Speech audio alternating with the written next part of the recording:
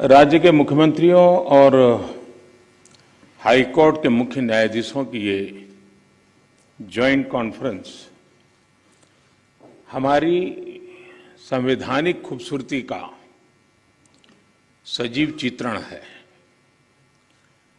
मुझे खुशी है कि इस अवसर पर मुझे भी आप सबके बीच कुछ पल बिताने का अवसर मिला है। हमारे देश में जहां एक और जुडिशरी की भूमिका संविधान संरक्षक की है, वहीं लेजिस्लेचर नागरिकों की आकांक्षाओं का प्रतिनिधित्व करता है।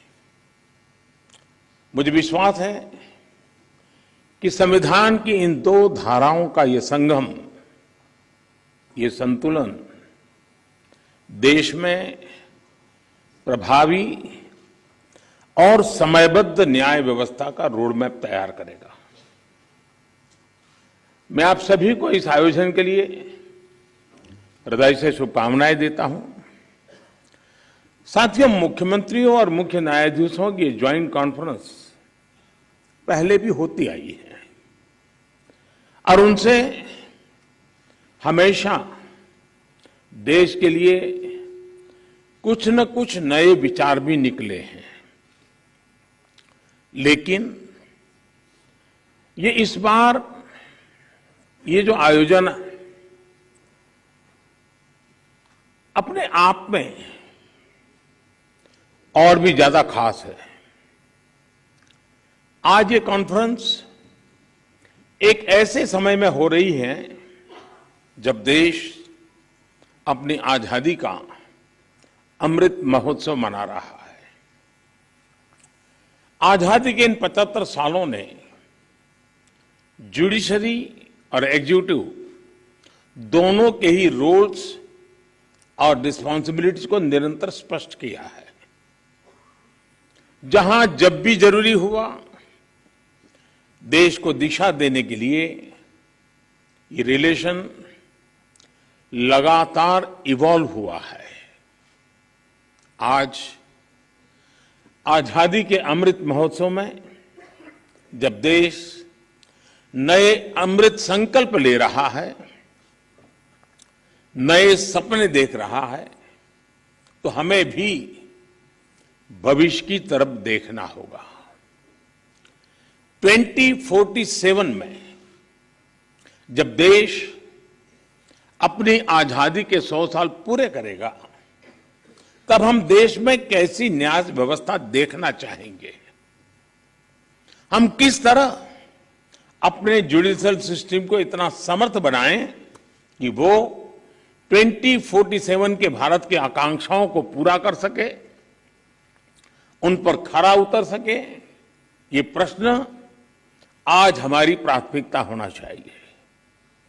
अमृत काल में हमारा विजन एक ऐसी न्याय व्यवस्था का होना चाहिए जिसमें न्याय सुलभ हो, न्याय त्वरित हो और न्याय सबके लिए हो।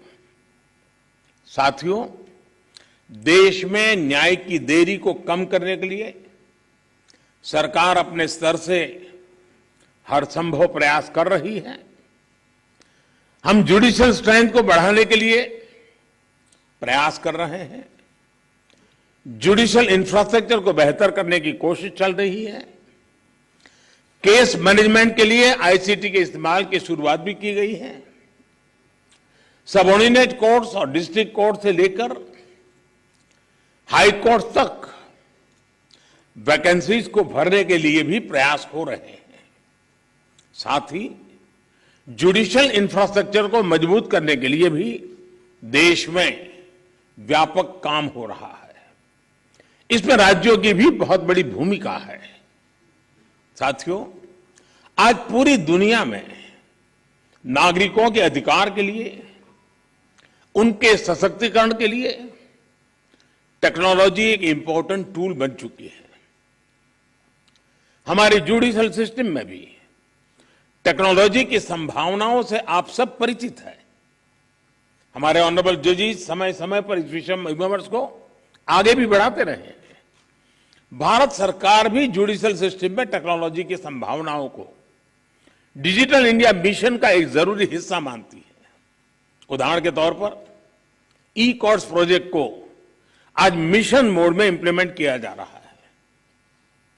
सुप्रीम कोर्ट ई कमेटी के मार्गदर्शन में जुडिशियल सिस्टम में टेक्नोलॉजी इंटीग्रेशन और डिजिटाइजेशन का काम तेजी से आगे बढ़ रहा है। मैं यहां उपस्थित सभी मुख्यमंत्रियों और हाईकोर्ट के सभी चीफ जस्टिस से भी आग्रह करूंगा कि इस अभियान को विशेष महत्व दें, इसे आगे बढ़ाएं।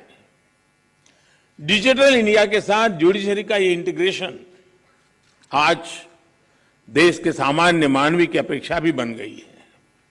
आप देखिए, आज कुछ साल पहले डिजिटल ट्रांजैक्शन को हमारे देश के लिए असंभव माना जाता था।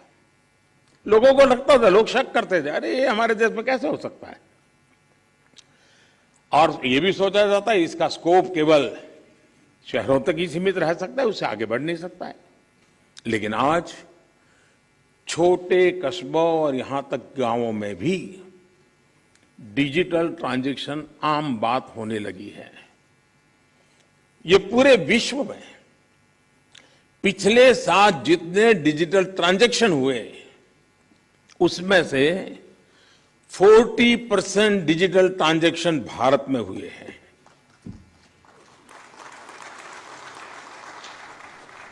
सरकार से जुड़ी वो सेवाएं जिनके लिए पहले नागरिकों को महीनों ऑफिसेज के चक्कर काटने पड़ते थे, वो अब मोबाइल पर अवेलेबल हो रही है। ऐसे में स्वाभाविक है जिस नागरिक को सेवाएं और सुविधाएं ऑनलाइन उपलब्ध हो रही हैं, वो न्याय के अधिकार को लेकर भी वैसे ही अपेक्षाएं करेगा। साथियों, आज जब हम टेक्नोलॉजी और फ्यूचरिस्टिक अप्रोच की बात कर रहे हैं तो इसका एक important aspect tech friendly human resources भी है। टेक्नोलॉजी आज युवाओं के जीवन का स्वाभाविक हिस्सा है। यह हमें सुनिश्चित करना है कि युवाओं की एक्सपर्टाइज, उनकी प्रोफेशनल स्ट्रेंथ कैसे बने।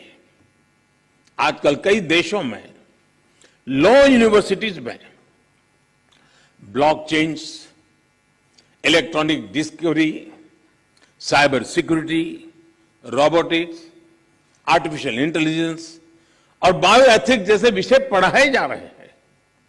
हमारे देश में भी legal education in international standard के मुताबिक हो, यह हम सबकी जिम्मेदारी है। इसके लिए हमें मिलकर प्रयास करने होंगे। साथियों, हमारे शास्त्रों में कहा गया है, न्यायमूलम सुराज्यम स्यात्, अर्थात किसी भी देश में सुराज का आधार न्याय होता है। इसलिए न्याय जनता से जुड़ा होना चाहिए, जनता की भाषा में होना चाहिए। जब तक न्याय के आधार को सामान्य मानवी नहीं समझता, उसके लिए न्याय और राजकीय आदेश में बहुत फर्क नहीं होता है। मैं इन दिनों सरकार में एक विषय पे थोड़ा दिमाग खपा रहा हूं।